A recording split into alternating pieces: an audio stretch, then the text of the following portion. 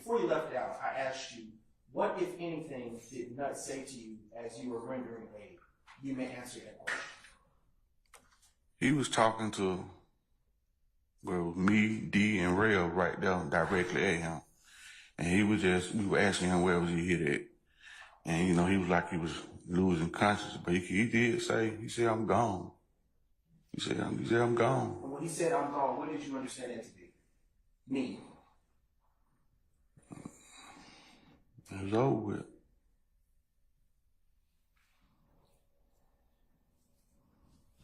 But so that's when Reverend Foster, we was telling him to fight for his life. Right. That would be a person's situation. I'm over the objection. We was just telling him to fight for his life. Fight. Reverend Foster directly at him was telling him to fight. Because like I said, he's the pastor, you know, he was just telling him, you know, fight. You got something to live for, fight. Did you see where Nut was wounded? Yes. Where was he wounded? Up under his, somewhere like up under his armpit, right toward the back. Left or the right side? I don't know if it's the left or the right, but I'm saying up under, because we had to roll him over to see where he was hit. It was like up under his armpit, like toward the back. And that was just one of the places, but I don't know overall how many where he was hit at, but that was just the main one that I know that they tried to apply pressure to because that was the biggest one.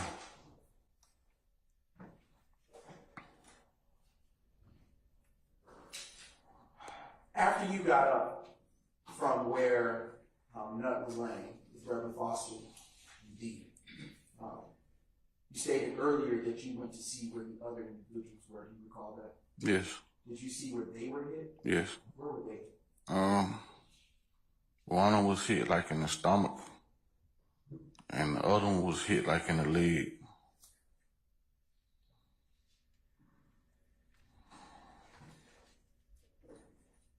And was there ever a time that emergency services arrived to that crime scene? The police came first. And just to me, it just seemed like it took forever for the ambulance to come. Did this seem like a fast-moving situation or slow motion? No, it just seemed like the ambulance took forever to get there.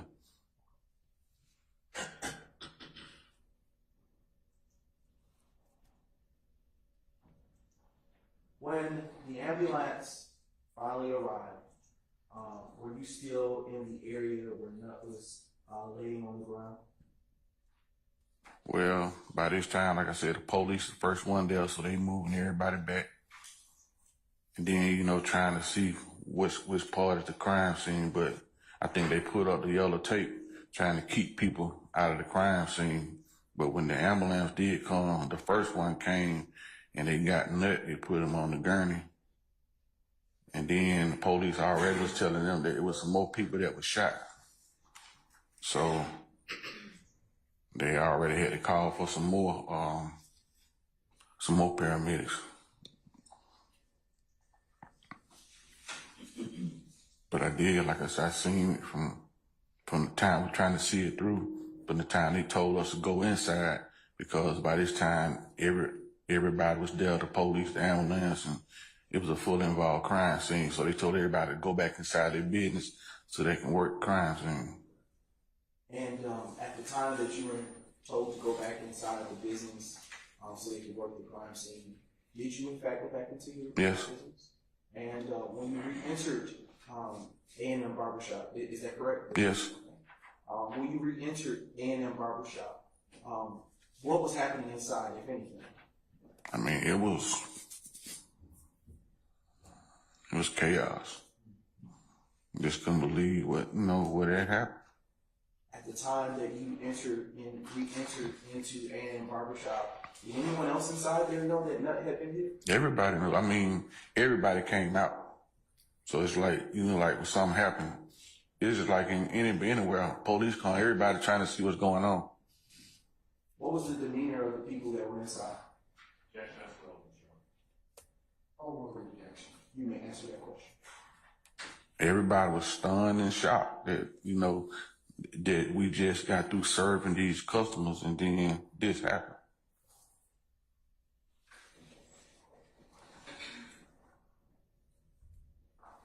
Did any of the customers that were in the shop leave out by the time that you had returned? Yes. Is it fair to say that the people that remained were those that worked there? Yes.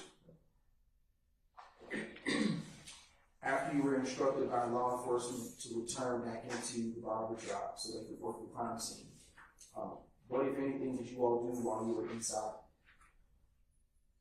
I mean, to me, most of all, I just prayed because I didn't know the situation wasn't good. It's just like being in the middle of a conversation. And first name you gonna call on is Jesus because it was a bad situation.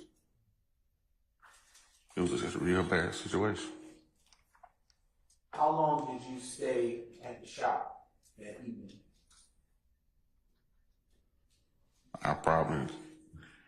They let me get it, probably about 12. They let me leave out because, you know, it was kind of wrapping up, but I might have used out about 12-ish. When you say you eased out, did that mean you didn't ask them for permission? No, it's like that they work in the crime scene and they might release this end before they do the North Side Drive end because the whole street was a crime scene. So that's why, I mean, they might have let this end out before this end. I want to go back, before we continue with where we are, I want to go back to when you indicated that Nut went out to move his car because you all were closing. Was there ever a time, to your knowledge, that the gate on the other parking lot that was to the right of, that is to the right of A&M Barbershop was actually in fact closed? To the right, there's no gate to the right. The only gate is to the left. Well, if I am facing with my back to A&M, okay, so to the left, yeah. Did that gate ever close? Yes. Okay, who closed it? Do you know? Mr. George. Were there any other cars left inside the gate when it was closed? I don't know because, I mean, we don't even focus on that now. In between, I'm going to direct your attention to State's Exhibit 284 Yankee Golf, and I'm going to provide you with a wooden pointer, and I'm going to ask you a few questions. This area where you see the number 49, do you know what that business is? It was a restaurant also. Okay. And I'm going to ask you, do you know what this building is? Hair Unlimited. Okay, and do you know what this structure to the right of the building that has the 49 on it is? This is our building, but this is the restaurant. The first one to the left is the restaurant. Then to the right is the A&M Barbershop. And to your knowledge, do you know if there was any other vehicles inside this open space where the number 49 is on State's Exhibit 284 Yankee Golf? Yes. And do you know what vehicle or whose vehicle that was? It was the people that own the restaurant. They parked their car right there. Okay. And do you know, to your knowledge, when you exited the building outside of the front of Hair Unlimited, if there was another vehicle that you recognized? Yes. Did you know whose vehicle that was at all? Yes. Okay, whose vehicle was that? Mr. Parker, he parked right there, and then Mr. Sam, they parked. They always park right in front of the barbershop, 1, 2. Okay. No, 1, then 2. And where was utilizing State's Exhibit, again, 284 Yankee Golf, and utilizing the wooden pointer that you have in hand? I'm going to move my back so that the jurors can see. Can you use the wooden pointer to show where Nut would have been laying when you found him on the ground? Right there. Was there a vehicle that was close by to him on the in that parking lot? To the parking lot was his. They said that was his car. Okay. But to the street, that was Sam's car. Okay. All right. All right. Did you speak with any officers that evening? Yeah, they came in the barbershop and they got all our names and IDs and everything. You know, they They did a little investigation. Was it one or more than one officer? More than one. Okay. Do you remember any of the names of the No, officers that you spoke? no names. Is it fair to say because it's been a long time? Well, it's been super long. Do you recall ever seeing any shell casings around or about A&M barbershop? No. Do you recall seeing any shell casings around or about where the end of the restaurant connected to A&M barbershop was located? No. Okay. Was it daylight or nighttime on the day of the incident? It was night. Okay.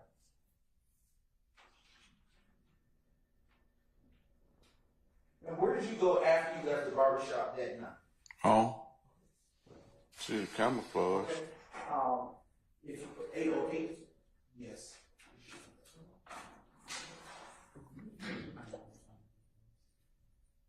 You said you saw camouflage. Where do you see that on the screen?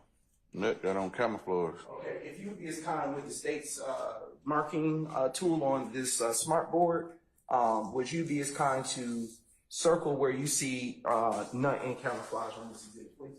But you got to go back because it went on and then stopped. You can go back to about 5 minutes and 59 seconds, I believe. So if you can do it now, you can put a circle around where you see a nut. Do you see anybody else in this frame of this of this segment of the state's exhibit 292 Yankee Alpha at timestamp 601 that you recognize? No. Okay. I'm going to actually clear the screen from the circle that you placed on the smart board, and I'm going to ask Ms. Knight to play State's Exhibit 292 Yankee Alpha from 808 timestamp. And then from there, if you would be as kind to identify any persons that you know or recognize, should that be the case.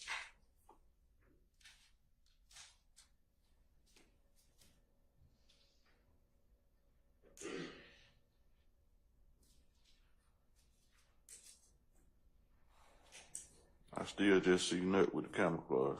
Okay.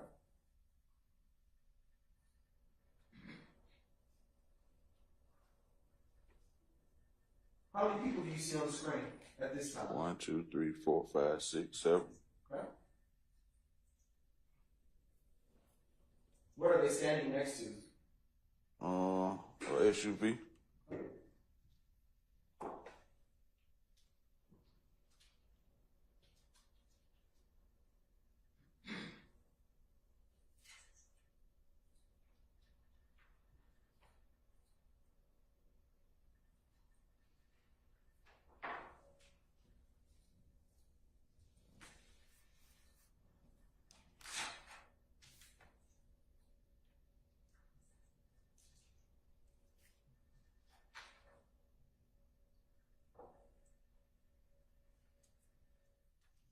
It's just a matter of shooting everybody running. Okay. Now we may continue playing from the 8:42 timestamp.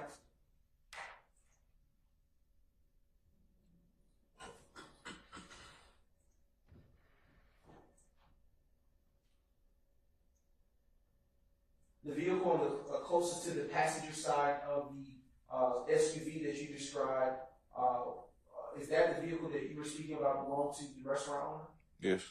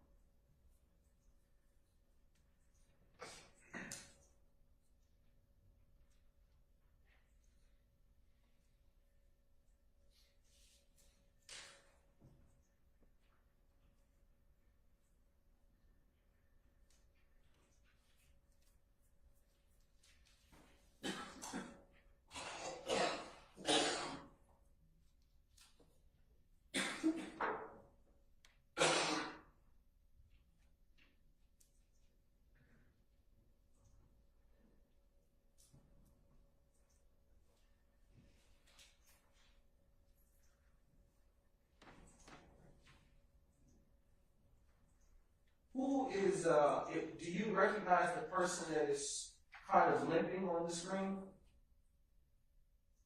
He look familiar. I see me. You see me? No, you said recognize people that I said. I seen me. Okay, you see yourself. Yeah.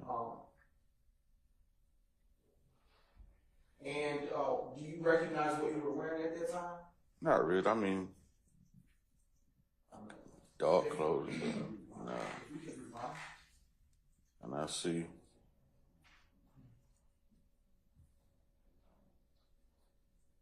When you see yourself again, say so fast, but it's not your muzzle.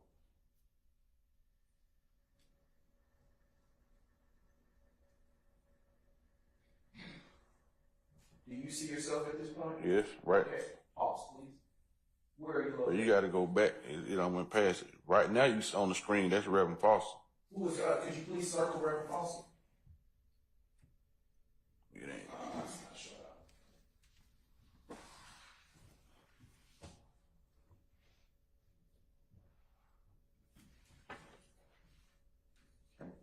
Is the person you just circled Reverend Foster? Yes. Okay.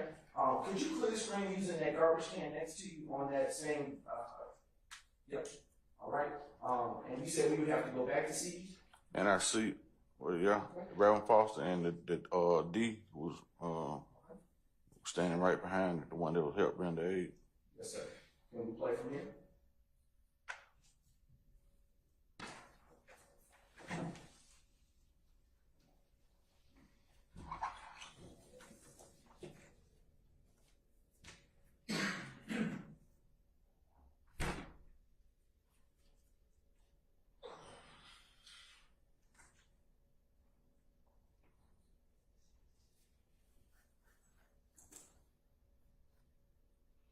Just a brief moment to technology run.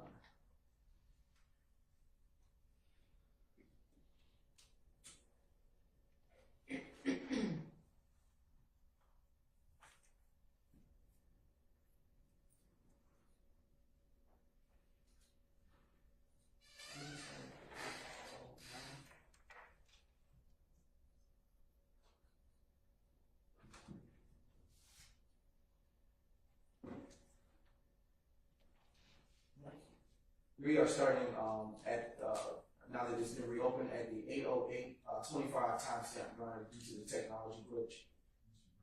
Yes, sir. Before we go ahead. Sure, yeah. All right. More than that. All right, ladies and gentlemen, I'm going to go ahead and so you don't starve any further, okay? Break for lunch, and we'll go ahead and come back after lunch. So why don't we take an hour and just come back at 2:30?